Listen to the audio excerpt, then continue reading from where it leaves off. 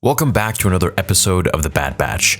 Today, let's go over episode 3, The Solitary Clone. By far, my favorite episode of any Bad Batch episode that we've had so far, including season 1. So we start the episode off on Desix, which has a very sunburst color palette. It's beautiful, the animation is much better, the lighting is much better each season that comes out, and I think that Dave Filoni really knows what he's doing with Star Wars, especially when it comes to animated stuff.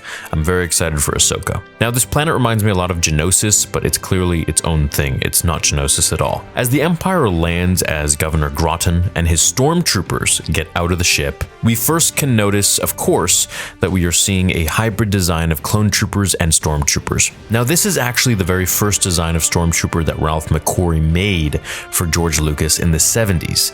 I think it's cool that they incorporated this, that they used this, and that this is some sort of a transition version, perhaps. Maybe these are human soldiers, and they're using this version to differentiate between clones and human recruits, or they're just new suits for clones.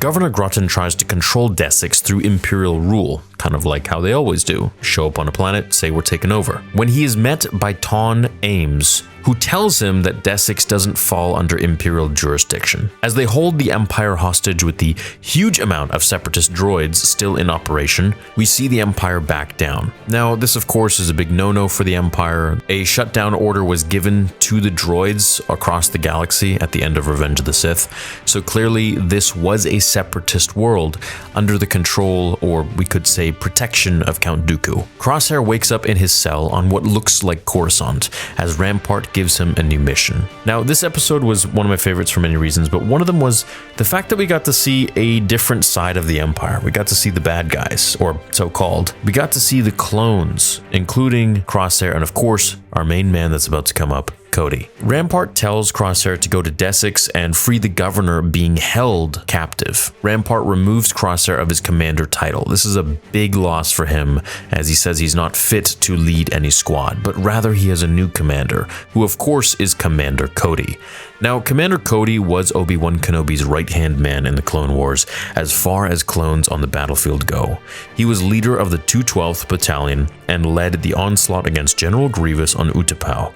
He was the first one to execute Order 66 on Obi-Wan Kenobi, betraying him. I find it really interesting that he's gone AWOL at the end of this episode, but more on that later. I have a lot to say. Crosshair goes to meet his new squad, and he's reunited with Commander Cody. This is beautiful. We haven't seen the guy in 15 years in Star Wars. Now we find out that Cody was the one that requested Crosshair. They talk about the Bad Batch, Clone Force 99, going rogue during Order 66, and Cody says it's weird that more and more clones have been questioning the Order, as Crosshair makes a Jedi remark saying that they're all traitors just like the Jedi. Now, the music drops here at this point, and Cody looks down and over, and this makes me think that he regrets ever trying to kill Obi-Wan, and this theory of mine is confirmed, at least I think a little more confirmed, at the end of this episode, and we'll talk about that at the end. So, I think he's regretting trying to kill Obi-Wan, or at least has some doubt in his actions.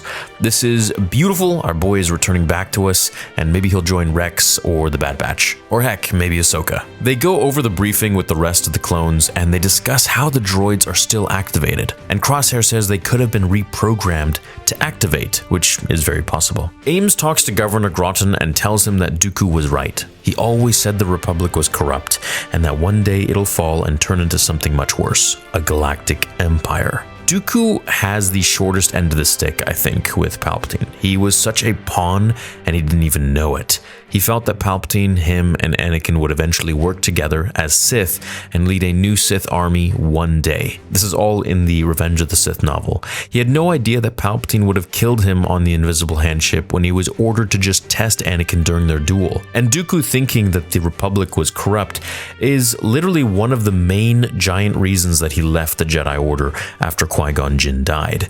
And the fact that the Jedi were kind of just chasing the tail of the Republic and doing whatever they asked really made him feel disillusioned and made him just want to get away from the Republic entirely, forcing him sort of into the hands of Palpatine. The droids shoot down the clones as we see the return of the Separatist tanks and B-1 battle droids with commando droids later on in the show, which is always fun to see. This episode in its entirety was really fun. The movement of the clones on this mission was beautiful, all working in unison as one.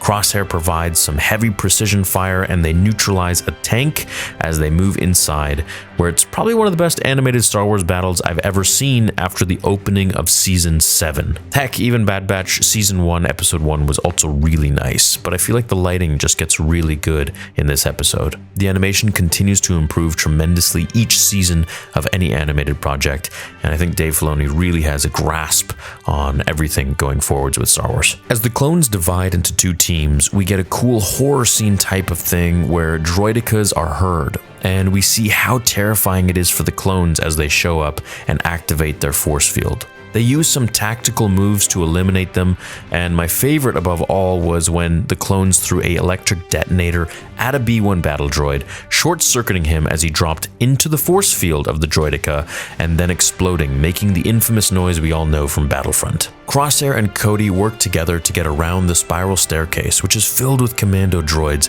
as Crosshair hits some literal wall bangers like the guy's been playing COD forever. This was really fun to see. He is an enhanced clone, so seeing his abilities like this is truly special, especially when Cody took out the commandos with the knife, and I think this was more than just a regular knife. I mean, it could have been a regular knife, but it also could have been a vibroblade, which is the same one that we saw in The Mandalorian. A vibroblade is essentially something that's just vibrating extremely fast, so it cuts through pretty much anything like butter or like a lightsaber would, but of course not as effective and doesn't cut through literally everything like a lightsaber would, except for, of course, Beskar and maybe Cortoz's blade. Now, the cool part about this episode was when Cody threw the reflector into the air and Crosshair shot it mid-air, mid-spin for the winning hit. Ames walks out with Groton and informs Cody that Desix has separated from the Republic years ago, that they're independent, and that the Empire has no jurisdiction here. Which, fair enough. I mean, the Empire just showed up and says, hey, we now control you. You're under the Empire's command. No way. Cody mentions that their droid army attacked them,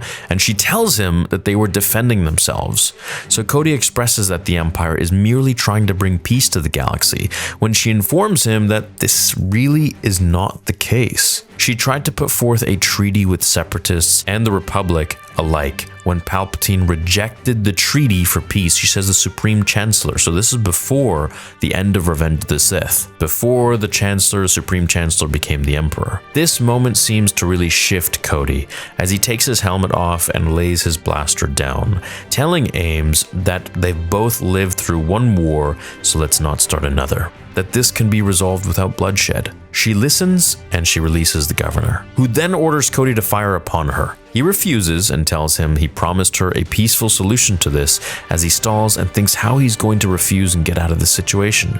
She drops dead as Crosshair gets the job done, and the music is super epic, dark, gritty, and Cody is standing there in absolute shock. This is the moment Cody really switches. I think he's been switching for a while. I think he's been gradually on his move to change his thinking, at least having these doubts. And then finally, this moment was where he really made that leap into the light side. And one thing I want to mention is that yes, while clones of course do execute Order 66 among Jedi, they aren't necessarily as dogmatic and robotic when it comes to betraying a civilian or killing someone who's not a Jedi. Now, of course, they are meant to follow orders, and that is one of the main points of Order 66 of the inhibitor chip, is good soldiers follow orders. But we can also argue that maybe if this was a Jedi, then Cody would have killed him. But I just don't think so. I think Cody at this point is extremely conflicted, and he really regrets what he did to Obi-Wan Kenobi. As the Empire takes the city, we see even more of the stormtroopers in their hybrid outfits, original Ralph McQuarrie concept art, patrolling as citizens carry goods in their hands. Heading back to their headquarters, Crosshair and Cody speak, and it's a really interesting few lines back and forth. Cody inquires his purpose. He asks if they're making the galaxy better. Crosshair says that they're soldiers. We do what needs to be done, so we blindly just follow. We do what we're ordered to do. We're soldiers. That's our job. You know what makes us different from battle droids, says Cody? We make our own decisions, our own choices, and we have to live with them too. So I think right here, Cody is implying that he feels really guilty about firing upon Obi-Wan Kenobi on Utapau in Revenge of the Sith during Order 66. I think this is the moment where he really actually regrets doing what he did and probably misses Obi-Wan. I wonder if he's going to go searching for him or trying to at least see if he's still alive. I think Cody leaves the Empire as he's just feeling guilty and disillusioned, much like Dooku did with the Jedi. He may find Cut Lawquane, the farmer clone, and he may know some info on the Bad Batch, which Cody would then try and track them down. Cody might also seek out Rex and end up working with him and Ahsoka, which would be fun. Now, really far-fetched theory is that he would go to Darth Vader and try to find if Obi-Wan Kenobi was alive, and maybe they could search for him together in the hopes that Cody would find him first and maybe apologize. Maybe we'll see him in an Obi-Wan Kenobi season 2 if we ever get one. Rampart says Cody has gone AWOL, meaning he has left the Empire, and it almost seems like Crosshair is giving Cody's words some thought as well, as he walks in the hall of many grunts, all looking the same, while he sticks out like a sore thumb. He is different, and I think Crosshair is going to also turn against the Empire eventually, maybe join his brothers, or die in the process. Overall, a fantastically amazing episode in my opinion. I really enjoyed this one. I love seeing the dynamic of different clones and how they deal with Order 66 individually. Cody's arc is now beginning, as we see he regrets his actions during Order 66 and questions his purpose and allegiance to the Empire. I hope we'll understand more as to why some clones disobey Order 66 while others continue to blindly follow it. We also notice how Rampart sees the clones as expendable creatures, unlike Plo Koon, of course. Not to me. This may be another reason as to why the Empire chose stormtroopers in canon and not clones, as they were too emotional and conflicted as they fought for both sides at one point in time.